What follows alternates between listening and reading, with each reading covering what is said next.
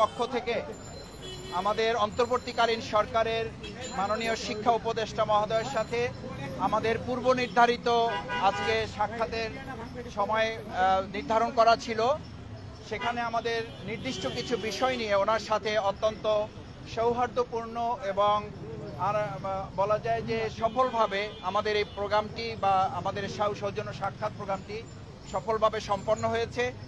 আজকের এই প্রোগ্রামে সৌজন্য সাক্ষাতে যিনি নেতৃত্ব দিয়েছেন বাংলাদেশ জামাত ইসলামীর সম্মানিত কেন্দ্রীয় নায়েবে আমির, সাবেক এমপি এবং কেন্দ্রীয় শিক্ষা বিভাগের সম্মানিত সভাপতি, বিশিষ্ট শিক্ষাবিদ জননেতা অধ্যাপক মুজিবুর রহমান।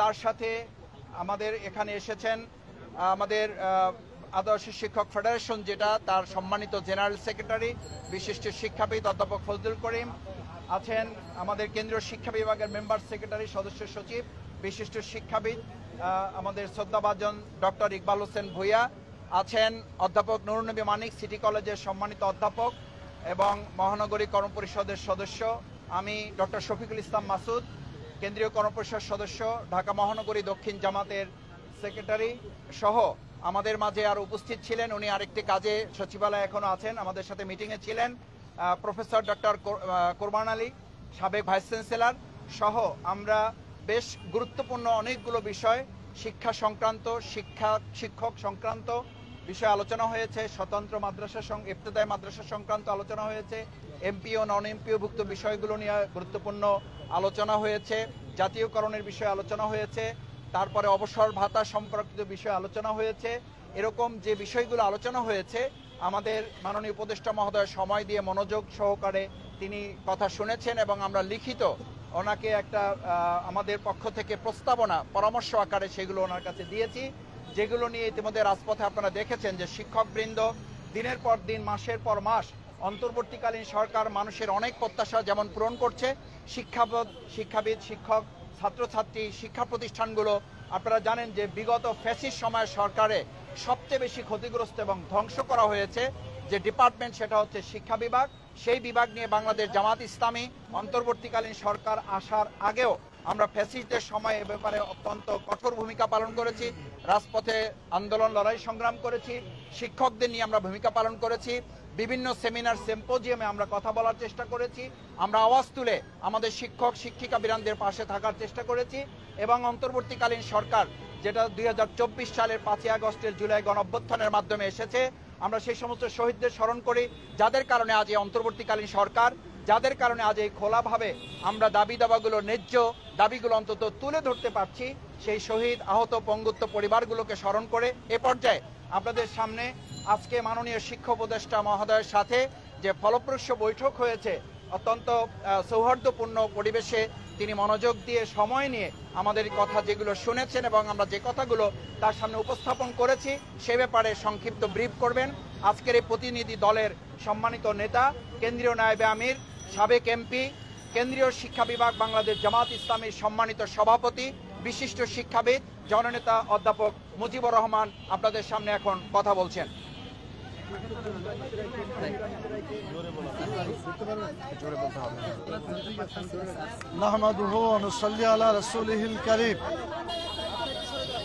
সম্মানিত সাংবাদিক বন্ধুগণ, আসসালামু আলাইকুম ওয়া রাহমাতুল্লাহি ওয়া বারাকাতুহু।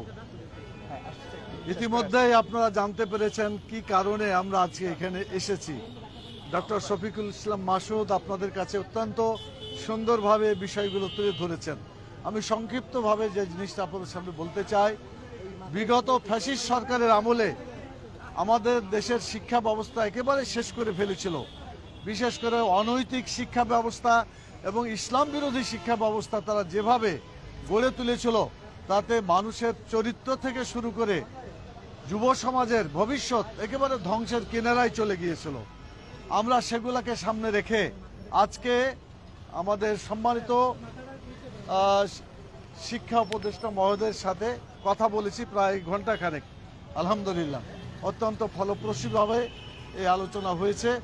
আমরা ধন্যবাদ জানাই আমাদের শিক্ষা উপদেষ্টা মহোদয় সহ যারা সেখানে ছিলেন সবাইকে। প্রথম যে কথাটি আমরা বলতে চাই সেটি হল আমাদের দাবি ছিল যে একটা দেশের শিক্ষা ব্যবস্থাটাই হচ্ছে সত্যিকারভাবে সেই জাতিকে গড়ে তোলার একমাত্র মাধ্যম। এজন্য বলা হয় শিক্ষাই জাতির মেরুদণ্ড।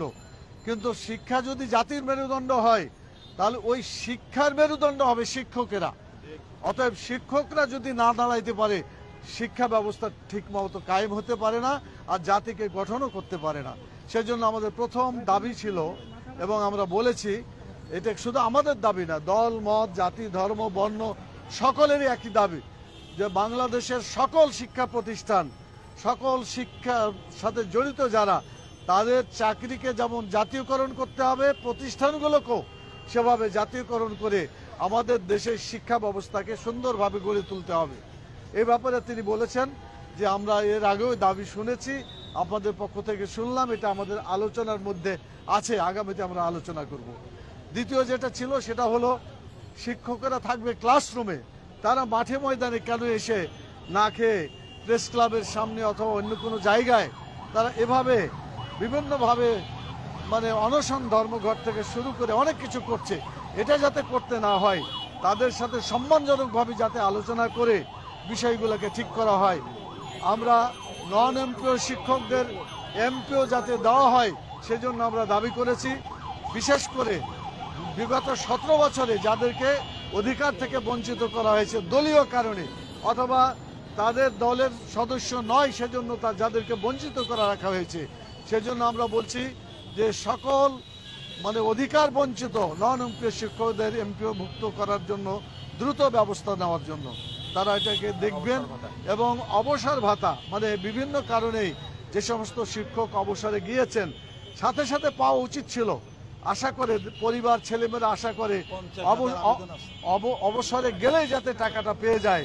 প্রায় 50,000 এরকম শিক্ষক আছেন যারা অবসরে গিয়েছেন, এবং স্বতন্ত্র ইবতেদায়ী মাদ্রাসা সেখানেও যাতে তাদেরকে একই মানে এমপিওভুক্ত করতে পারে এবং তাদের অধিকারগুলো পূরণ করতে পারে, সেজন্য আমরা দাবি করেছি। এবং তারা যে আশ্বস্ত করেছেন যে ইনশাআল্লাহ এগুলো দেখা হবে এবং সত্যিকার ভাবে যাতে এমপিওভুক্ত করা যায় সেটা আমরা চেষ্টা করে দেখব। আর সিলেবাসের ব্যাপারে একটা আমরা কথা বলেছি, সিলেবাস যদি ভালো হয়, কারিকুলাম যদি ভালো হয়, তাহলে সেটাই হবে সত্যিকার ভাবে একটা জাতির জন্য প্রকৃত মাইল ফলক।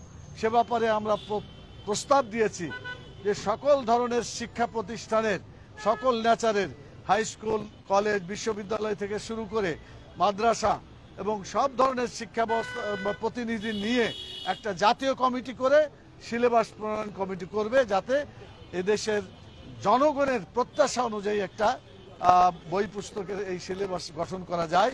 আমরা এই কথাগুলো বলেছি, তারা মন দিয়ে শুনেছেন এবং আগামীতে দেখবেন বলে বলেছেন।